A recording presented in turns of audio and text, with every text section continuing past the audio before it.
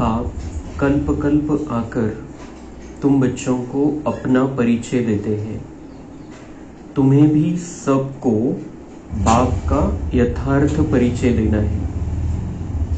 प्रश्न है, बच्चों के किस प्रश्न को सुनकर बाप भी वंडर खाते हैं?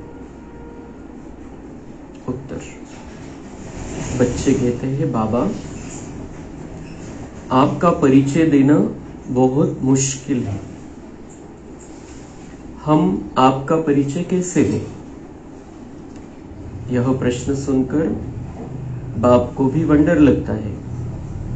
जब तुम्हें बाप ने अपना परिचय दिया है तो तुम भी दूसरों को दे सकते हो। इसमें मुश्किलात की बात ही नहीं, यह तो बहुत सहज है। हम सब आत्माएं निराकार है तो जरूर उनका बाप भी निराकार होगा। ओम शांति। मीठे मीठे रूहानी बच्चे समझते हैं बेहद के बाप पास बैठे हैं। हम सब अभी बेहद के बाप के पास बैठे हैं, बाबा के पास बैठे हैं, बाबा के नजदीक है। बाबा हमको नजदीक से देख रहा है। यह भी जानते हैं बेहद का बाप इस रथ पर ही आते हैं। जब बाप दादा कहते हैं, यह तो जानते हैं कि शिव बाबा है और वह इस रथ पर बैठा है। तो ये बाप दादा है हमारे सामने और बाबा उस रथ में आकर, शिव बाबा ब्रह्मा बाबा के रथ में आकर विराजमान हुआ है।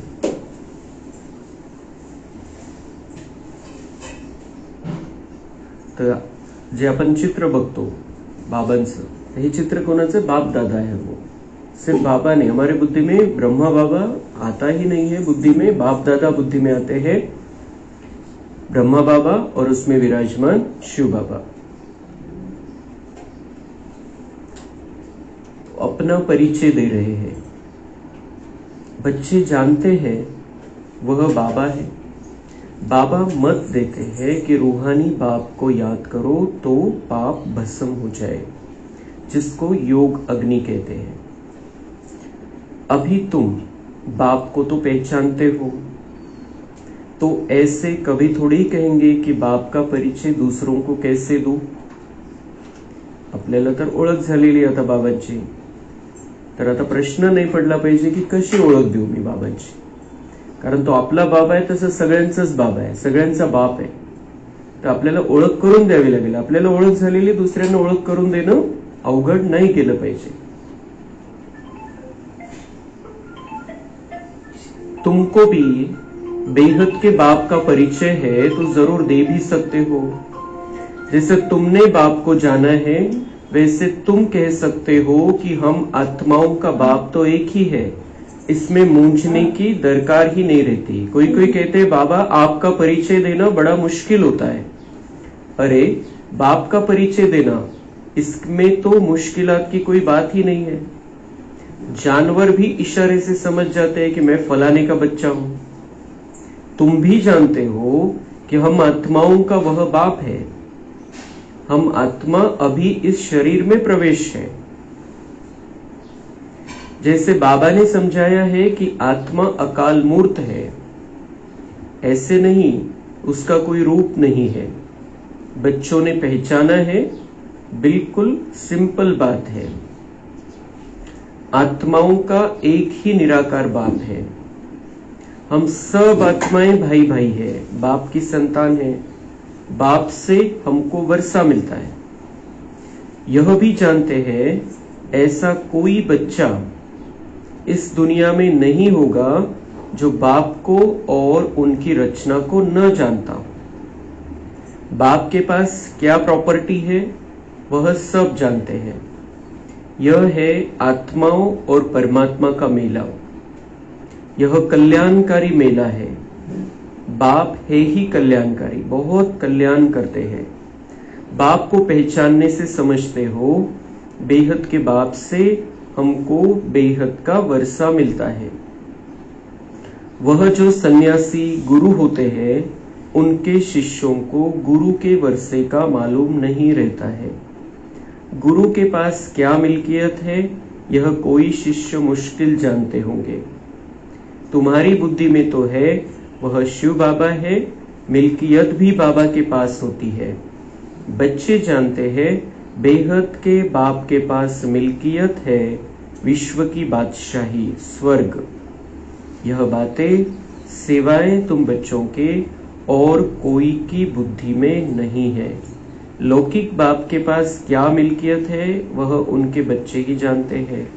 अभी तुम कहेंगे हम जीते जी पारलौकिक बाप के बने हैं, उनसे क्या मिलता है वह भी जानते हैं। हम पहले शूद्र कुल में थे, अभी ब्राह्मण कुल में आ गए हैं। यह नॉलेज है कि बाबा इस ब्रह्मा तन में आते हैं, इनको प्रजापिता ब्रह्मा कहा जाता है। वह शिव तो है सब आत्माओं का पिता, इनको प्रजापिता ब्रह्मा को ग्रेट ग्रेट ग्रैंडफादर कहते हैं। अब हम इनके बच्चे बने हैं। शिव बाबा के लिए तो कहते हैं वह हाजिरा हजूर है, जानी जाननहार है। यह भी अब तुम समझते हो कि वह कैसे रचना के आदि मध्य अंत की नॉलेज देते हैं। वह सब आत्माओं का बाप है। उनको नाम रूप से न्यारा कहना तो झूठ है। उनका नाम रूप भी याद है, रात्रि भी मनाते हैं। जयंती तो मनुष्यों की होती है, शिव बाबा की रात्रि कहेंगे। बच्चे समझते हैं रात्रि किसको कहा जाता है। रात में घोर अंधियारा हो जाता है, अज्ञान अंधियारा है ना। ज्ञान सूर्य प्रगटा, अज्ञान अंधेर विनाश। अभी भी गाते हैं परंतु अर्थ कुछ नहीं समझते। सूर्य कौन है, कब प्रगटा, कुछ नहीं समझते। बाप समझाते हैं ज्ञान सूर्य को ज्ञान सागर भी कहा जाता है। बेहद का बाप ज्ञान का सागर है। सन्यासी, गुरु, गोसाई आदि अपने को शास्त्रों की अथॉरिटी समझते हैं। वह सब है भक्ति। बहुत वेद शास्त्र पढ़कर विद्वान होते हैं। बाप रूहानी बच्चों को बैठ समझाते हैं। इनको कहा जाता है आत्मा और परमात्मा का मेला। तुम समझते हो बाप इस रथ में आए हुए हैं, इस मिलन को ही मेला कहते हैं। जब हम घर जाते हैं तो वह भी मेला है। यहाँ बाप खुद बैठ पढ़ाते हैं। वह फादर भी है, टीचर भी है। यह एक ही पॉइंट अच्छी रीति धारण करो, भूलो मत। अब बाप तो है निराकार, उनको अपना शरीर नहीं है तो जरूर लेना पड़े। तो खुद कहते हैं मैं प्रकृति का आधार लेता हूं, नहीं तो बोलूं कैसे। शरीर बिगर तो बोलना होता नहीं। तो बाप इस तन में आते हैं, इनका नाम रखा है ब्रह्मा। हम भी शूद्र से ब्राह्मण बने तो नाम बदलना ही चाहिए। नाम तो तुम्हारे रखे थे परंतु उसमें भी अभी देखो तो कई है नहीं, इसलिए ब्राह्मणों की माला नहीं होती। भक्त माला और रुद्र माला गाई हुई है, ब्राह्मणों की माला नहीं होती। विष्णु की माला तो चली आई है। सूक्ष्म वतन में विष्णु को 4 भुजा वाला दिखाया है, 2 भुजा लक्ष्मी की, 2 भुजा नारायण की। तो बाबा बताए कि मैं परमात्मा निराकार हूँ और तुम मेरे बच्चे भी आत्मा हो, निराकार हो। तुमने इस शरीर में प्रवेश किया है। बाबा म्हणतात इतकी सिंपल गोष्ट आहे, ही समजवायला अवघड नाही गेलं पाहिजे। मैं आत्मा हूं, मैंने इस शरीर में प्रवेश किया है। हे शरीर आहे, शरीराचे माता पिता आहे। शरीराच्या हिशोबाने जर विचार केला आपण तर शरीराचे माता पिता आहे, ते सगळ्यांना माहिती आहे। बाबा म्हणते वो जानवर भी इशारे से समझ जाता है। यहां पर बाबा म्हणता है कि तुम्हें ये बुद्धि में पक्का करना है, अपने आप को समझाना है कि मैं कौन हूं, मैं एक आत्मा हूं, मैं एक हेच पक्क होत नाही, म्हणूनच बाबांना हे वारंवार ही गोष्ट रिपीट करावी लागते। मैं आत्मा हूं, मैं परमधाम का रहने वाला हूं। स्वतःला शरीरापासून वेगळं करून आपण बघायचंय। मी अलग, शरीर अलग, मी चमकता सितारा। आपण स्वतःला असं अधूनमधून इथून असं समजायचंय आपण की मी आत्मा या शरीरातून निघालो, भ्रुकुटीमधून बाहेर निघालो आणि 1-2 इंच वर आहे, मी डोक्याच्या वर 2 इंच आहे। मग किंवा मग आपण इथून निघालो आणि परमधाम मध्ये पोहोचलो, चांदणी, मी आत्मा चांदणी, इथून निघालो परमधाम मध्ये पोहोचलो। परमधाम मध्ये बाबांच्या जवळ, बाबांना टच केलं, पुन्हा परत आलो। तर ही मन आणि बुद्धीची कसरत आपण जितकी वाढवू, जितक्या वेळा करू, आपल्याला दिवसभरामध्ये 1000 वेळा करता आली तर 1000 वेळा। मैं यहां से निकला, परमधाम में पहुंचा, बाबा को टच किया, नीचे आया, इस शरीर में वापस। मैं निकला, शरीर नहीं गया, मैं शरीर नहीं हूं, शरीर अलग है, मैं अलग हूं। मैं इस शरीर में विराजमान चैतन्य सितारा हूं, इस शरीर को चलाने वाली शक्ती हूं। मी एक चमकती चांदणी आहे। आपल्याला सेपरेट करावं लागेल स्वतःला शरीरापासून। शरीर वापरायला मिळालेलं आहे आपल्याला, शरीर कर्म करण्यासाठी मिळालेलं आहे। शरीर हे जे शरीर मिळालेलं आहे आता संगम युगामध्ये बाबांशी मिलन मनवण्यासाठी मिळालेलं आहे असं समजायचंय। हे शरीर आताचं सध्याचं आपल्याला आहे दुनियेची सेवा करण्यासाठी। या शरीरामध्ये मी आत्मा विराजमान आहे दुनियेची सेवा करण्यासाठी। मी आत्मा या शरीरामध्ये अवतरित झालेली आहे, मी या शरीरामध्ये प्रवेश केलेला आहे। हे जितकं आपल्याला पक्क होईल तितकं बाबांचा परिचय देणं खूप सोपं होऊन जाईल। बाबांची ओळख काय आहे की मी आत्मा, मी जर आत्मा आहे, शरीर आहे शरीराचे माता पिता, मी जर आत्मा आहे तर आत्म्याचा पिता परमात्मा आहे। हे शरीर काहीच नाहीये माझ्याशिवाय, मी आहे या शरीरामध्ये म्हणून हे शरीर चालू, म्हणजे चालवणारी, सगळं काही करणारी, सगळं काही अनुभवणारी मी आत्मा आहे। आणि म्हणून ब्रह्मबाबांनी सुरुवातीला किती अभ्यास केला, हाच मेन अभ्यास आहे। मग त्याच्यानंतर आपण कितीही स्वमान घेऊ शकतो, कितीही अभ्यास करू शकतो, किती पुरुषार्थ करू शकतो, पण स्वतःला आधी त्या स्थितीमध्ये सेट करावं लागेल की मी आत्मा आहे, मी अलग आहे, मी या शरीरापासून बिलकुल अलग, मी चमकती चांदणी, मी चैतन्य सितारा, मी लाईट आहे, या शरीरामध्ये विराजमान मी लाईट आहे, मी सूर्य आहे। असं वेगवेगळ्या प्रकाराने आपण स्वतःला बघायचं, म्हणजे आपण वेगळे होऊन जाऊ, शरीर वेगळं। आणि मग या शरीराला जी मदत करायची आपल्याला ती मदत पण आपण करू शकतो। जर आपण आत्मा अलग झालो या शरीराला चांगले व्हायब्रेशन देऊ शकतो, चांगली भावना ठेवू शकतो या शरीरासाठी, या शरीराला दुआ देऊ शकतो आपण। हे शरीर आता बाबांनी मला दिलेले वापरण्यासाठी ही गाडी मिळालेली मला, या गाडीला मला चांगलं ठेवायचंय तर कसं ठेवू शकेल, जेव्हा मी सेपरेट होईल या शरीरापासून, स्वतःला वेगळं समजेल।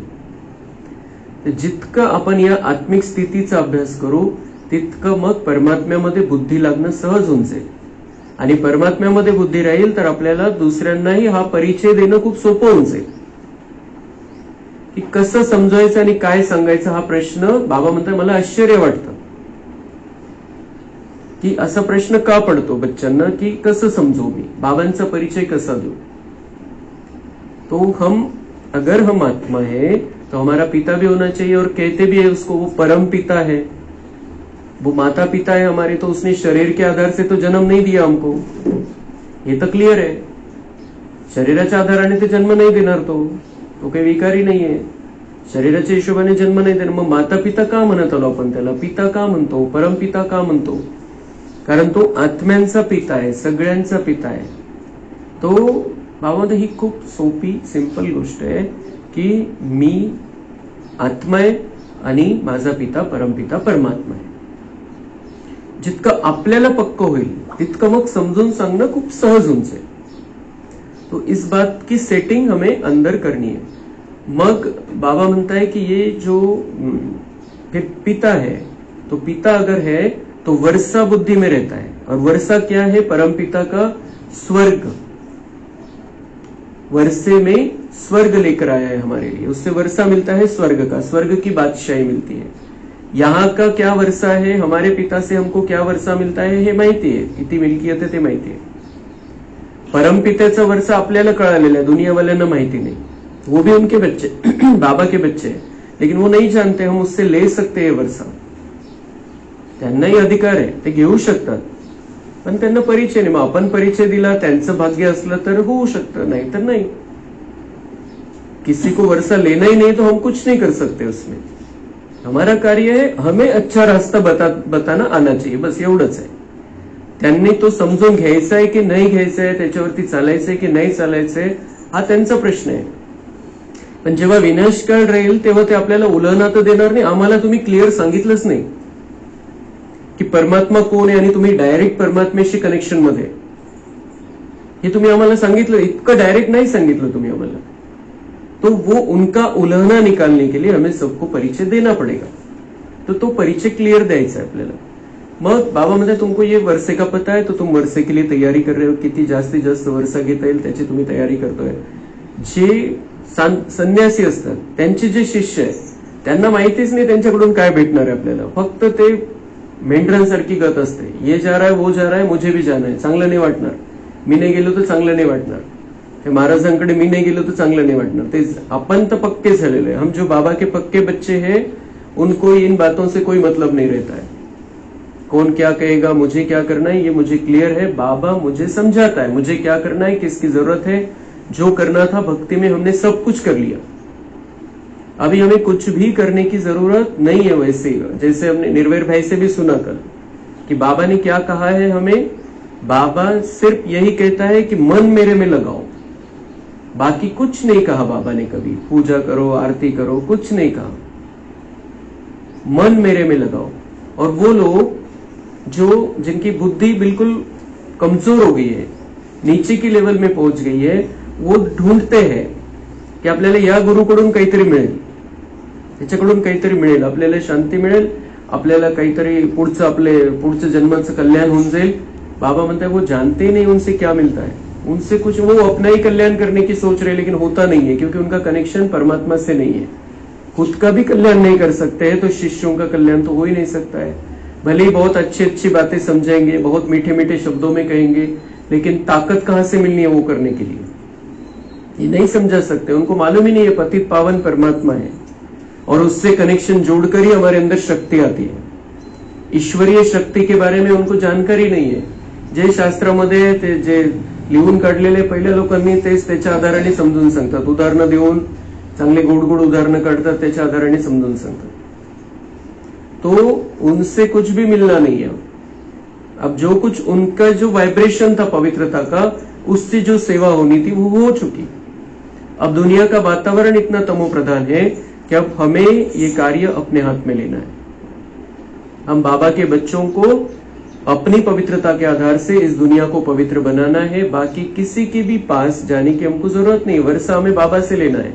हम आत्मा परमात्मा की संतान है, डायरेक्ट उसकी संतान है, डायरेक्ट उसके घर के बने हैं. भगवान एक ही है, इस दुनिया का भगवान एक ही है, सारी दुनिया का सभी धर्म वालों का भगवान एक ही है और हम उसके बच्चे बने. किती नशा चढवणारी गोष्ट आहे. याचा नशा आपल्याला कंटिन्यू राहिला पाहिजे कि हम कौन है और किसके बने हैं. दुनिया वाले सिर्फ गाते रहते हैं कि ज्ञान सूर्य प्रगटा, अज्ञान अंधेर विनाश. लेकिन वो ज्ञान सूर्य कौन है, कैसे है, किस तरीके से प्रकट होता है और कौन सा अंधेरा विनाश होता है, कोणता अंधकार संपतो, कोणता उजेड पडतो, काही माहिती नाही त्यांना. फक्त गायन है. तो ये भगवान और उसकी बाकी सभी की जयंती मनाई जाती है. और एक शिव ही है जिसकी रात्रि मनाई जाती है.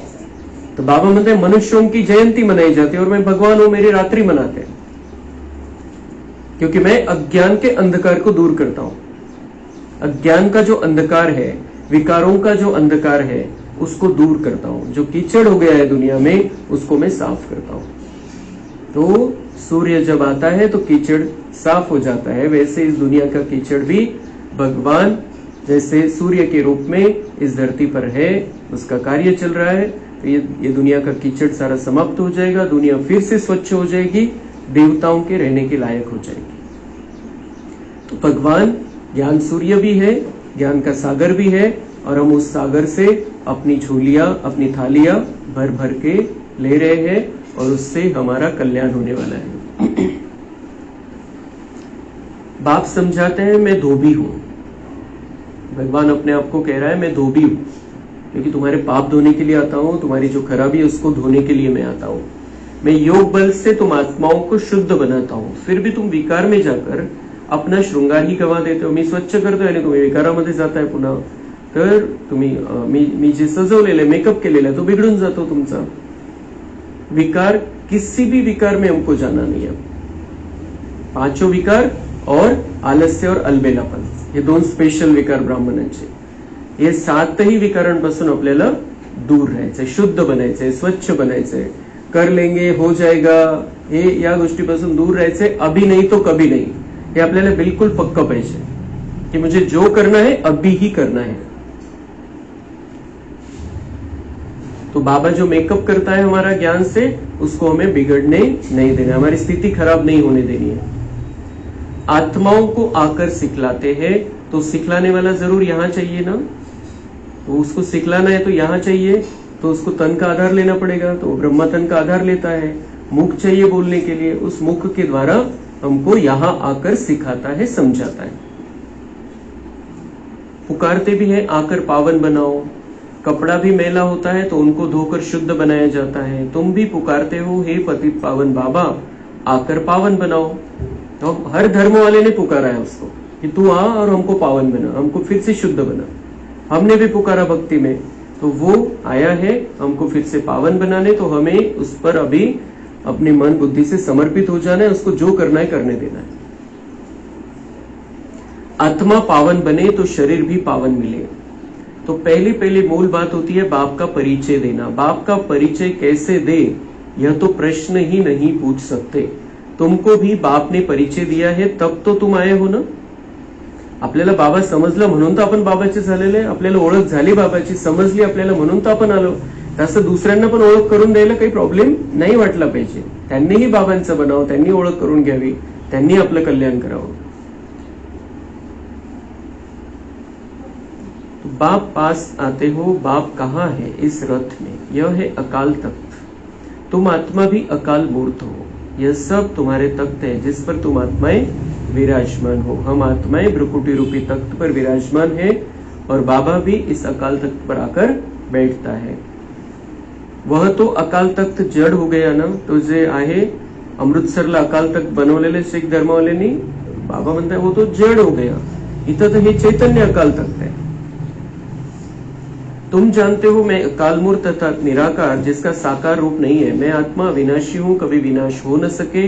एक शरीर छूट दूसरा लेता हूं, मुझ आत्मा का पार्ट अविनाशी नोंदा हुआ है। आज से 5000 वर्ष पहले भी हमारा ऐसे ही पार्ट शुरू हुआ था।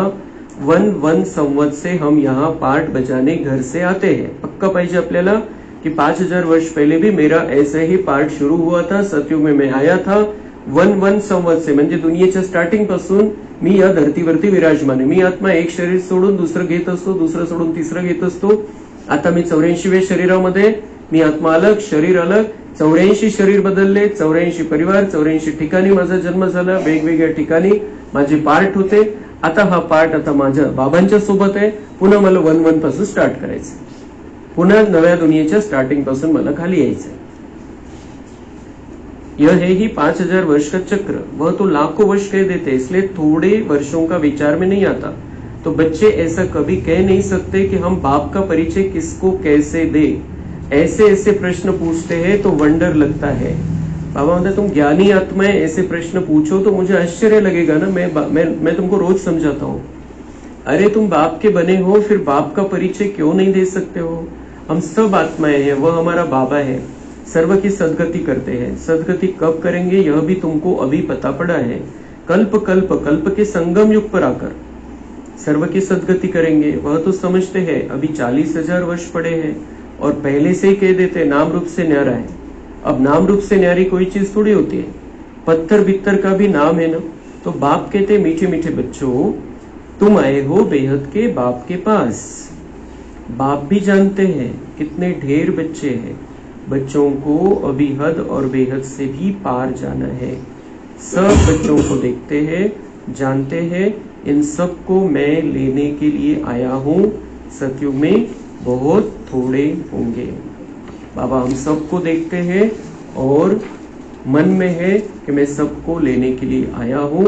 सतयुग में बहुत थोड़े होंगे, बहुत थोड़े मेरे बनते हैं और उन थोड़ों को ही मैं सतयुग में भेज देता हूँ। अच्छा, मीठे मीठे सेके लदे बच्चों प्रति माता पिता बाप दादा का याद प्यार और गुड मॉर्निंग। रूहानी बाप की रूहानी बच्चों को नमस्ते। हम रूहानी बच्चों की रूहानी बाप दादा को याद प्यार गुड मॉर्निंग नमस्ते। वाह बाबा वाह, शुक्रिया बाबा शुक्रिया। धारणा के लिए मुख्य सार है, मैं आत्मा अकाल तख्त नशीन हूँ। इस स्मृति में रहना है, हद और बेहद से पार जाना है, इसलिए हदों में बुद्धि नहीं फंसानी है। हद और बेहद से पार जाने के लिए सबसे पहली हद है मैं शरीर हूँ। इस हद से या लिमिट पासून पण स्वतःला दूर करून घ्यायचे। मैं आत्मा हूँ और मेरा पिता परमात्मा है। जन्म जन्मांतर का मेरा पिता है, जन्म जन्मांतर का मुझे मेरा भाग्य बनाना है। बेहद बाप से बेहद की मिल्कियत मिलती है, इस नशे में रहना है। कर्म अकर्म विकर्म की गती को जान, विकर्मों से बचना है। पाप कर्माचा दुष्परिणाम आता लक्षात आलेला आहे, त्याच्यामुळेच आपलं जीवन दुःखी झालेलं आहे। तर त्याच्यापासून आता दूर राहायचं, विकर्मांपासून दूर राहायचं। पढ़ाई के समय धंधे आदि से बुद्धि निकाल लेनी है। जब हम पढ़ाई करते हैं, हमारा जो भी काम धंधा है उससे हमें बुद्धि निकाल लेनी है। मुरली के समय सिर्फ मुरली सुननी है। क्या काम करना है मुरली के बाद वो बाद में ही करना है, बैठे बैठे तो कर नहीं सकते। तो बुद्धि में भी वो कोई बात नहीं आनी चाहिए। बाबा क्या कह रहा है वही हमें बिल्कुल क्लियर, बिल्कुल स्थिर शांत बुद्धि से सुनना है, समझना है। वरदान है, श्रीमत की लगाम को टाइट कर मन को वश करने वाले बालक सो मालिक भव। दुनिया वाले कहते हैं मन घोड़ा है जो बहुत तेज भागता है, लेकिन आपका मन इधर उधर भाग नहीं सकता क्योंकि श्रीमत का लगाम मजबूत है। दुनिया वाले कहते हैं मन घोड़ा इधर उधर भागता है, पर मेरे बच्चों का, बाबा म्हणते मेरे बच्चों का मन भाग नहीं सकता इधर उधर, क्योंकि तुम्हारे पास क्या है, श्रीमत की लगाम है। ती लगाम तुमच्या हातात ठेवा। श्रीमत बुद्धीमध्ये राहील तर मन भटकणार नाही इकडे तिकडे। जब मन बुद्धि साइड सीन को देखने में लग जाती है तो लगाम ढीला होने से मन चंचल होता है। इसलिए जब भी कोई बात हो, मन चंचल हो, तो श्रीमत का लगाम टाइट करो तो मंजिल पर पहुंच जाएंगे। हमें देवता बनना है, बाकी बातें आती रहेगी जाती रहेगी, उनमें अटकना नहीं। साइड सीन है, उनको अगर देखता, आता समजा कोणी निघालेलं आहे, त्याला 10 मिनिटात एखाद्या ठिकाणी पोहोचायचंय आणि रस्त्याने काय चाललेलं हेच जर तो बघत बसला, ते 10 मिनिटं इकडेच निघून जाते, तो पोहोचणारच नाही मंजिलवरती। आपल्याला पण टाइम लिमिट आहे, कमी टाइम राहिलेला आहे आणि मंजिलवरती पोहोचायचं आहे। त्या वरची लेवल प्राप्त करायची, सतयुगी बादशाही प्राप्त करायची, तर टाइम कमी। आता इकडे काय झालं, तिकडे काय झालं, हा काय करतोय, तो काय करतोय, याच्यामध्ये अटकवायचं नाही मन बुद्धीला। अब हमें क्या करना है ये देखना है, हमें देवता बनने के लिए क्या जरूरी है वो देखना है। क्या हम, अगर हम कुछ देखते भी है बाहर का किसी का, उसमें हम सेवा क्या कर सकते हैं ये देखना है। मी काय करू शकतो याच्यामध्ये हे बघायचं। ते बघणार, दिसणार आपल्याला, पण त्याच्यामध्ये सेवा काय। कोणाचं काही बघितलं आपण, त्याच्यामध्ये एखाद्यामध्ये चांगला गुण असेल तो गुण घेऊ शकतो आपण। अवगुणाला इथं नाही ठेवायचं आहे, पण गुण घेऊ शकतो कोणाचं काही बघितलं तर। तो उसका फायदा उठाना है, जो भी हम देखते हैं सुनते हैं उसका फायदा उठाना है, लेकिन अटकना नहीं है। बाबा से चटक जाना चाहिए, बाकी कहीं पर भी अटकना नहीं है, लटकना नहीं है हमको, नहीं तो हम मंजिल पर नहीं पहुंचेंगे। और इसके लिए बाबा ने हमें श्रीमत की लगाम दी है। कुठं मन बुद्धी इकडे तिकडे भरकटायला लागली, लगेच ती लगाम, श्रीमतची लगाम हातामध्ये घ्यायची है। बाबा ने क्या कहा है उस आधार से ही सोचना है, उस आधार से ही चलना है। बालक सो मालिक हूं, इस स्मृति से अधिकारी बन मन को अपने वश में रखो। मैं बालक सो मालिक हूं, मैं बालक हूं, बाबा का बालक हूं, लेकिन मैं मालिक भी हूं, अधिकारी आत्मा हूं इस स्मृति से। और किसका अधिकार है? सबसे पहले तो मेरा अपने मन पर अधिकार है, मेरा अपनी बुद्धि पर अधिकार है, मेरा अपने शरीर पर अधिकार है। तो बालक बाबा का हूं, मालिक अपने मन बुद्धि का हूं, शरीर का हूं। और फिर ये मालकी अगर मैं अपने हाथ में रखूं संगम युग पर, तो दुनिया की मालकियत तो मेरे हाथ में आ जाएगी। यहां पर मालिक बनकर रहना है, यहां पर मन बुद्धि को अपने हिसाब से नहीं चलने देना है, कंट्रोल हाथ में रखना है, उसको समझाना है, मन को दिशा दिखानी है, बुद्धि को समझाते रहना है। स्लोगन है, सदा निश्चय हो कि जो हो रहा है वो भी अच्छा और जो होने वाला है वो और भी अच्छा, तो अचल अडोल रहेंगे। किसी बात की चिंता नहीं, किसी बात की फिक्र नहीं, बाबा के बने हैं, बाबा साथ में है तो हर बात अच्छी है। कुछ हमारा बुरा हो ही नहीं सकता। अगर कुछ बुरा होता भी है तो हमारा हिसाब किताब है, हमारी परीक्षा है, हमारी ताकत बढ़ेगी उसमें। तो बुरा कुछ भी नहीं, अभी इस समय बुरा कुछ भी नहीं, क्योंकि अभी परीक्षा चल रही आहे। परीक्षा असते, चांगला विद्यार्थी असतो तो म्हणत नाही असं हा वाईट प्रश्न आला, हा चुकीचा आला, असा नाही यायला पाहिजे, तसा नाही यायला पाहिजे। जो हुशार विद्यार्थी असतो तो त्या प्रश्नांना सोडवत असतो, प्रॉब्लमचं सोल्यूशन काढू शकतो। तो बुरा कुछ भी नहीं है। परीक्षा में हम है और परीक्षा हम दे रहे हैं देवता बनने की, तो कुछ ना कुछ तो बातें आती रहेगी। ऐसे ही बाबा हमको देवता थोड़ी बनाएगा। इसलिए कुछ भी बुरा नहीं, हर बात में कल्याण है और बाबा साथ में है। जो परीक्षा घेणारा आहे तोच सोबत आहे आपल्या। तर आपलं मन विचलित होऊ द्यायचं नाही, अचल अडोल सदा राहायचंय, बाबांकडून शक्ती घेत राहायची, बाबांचं मार्गदर्शन प्राप्त करत राहायचं। अच्छा, ओम शांती।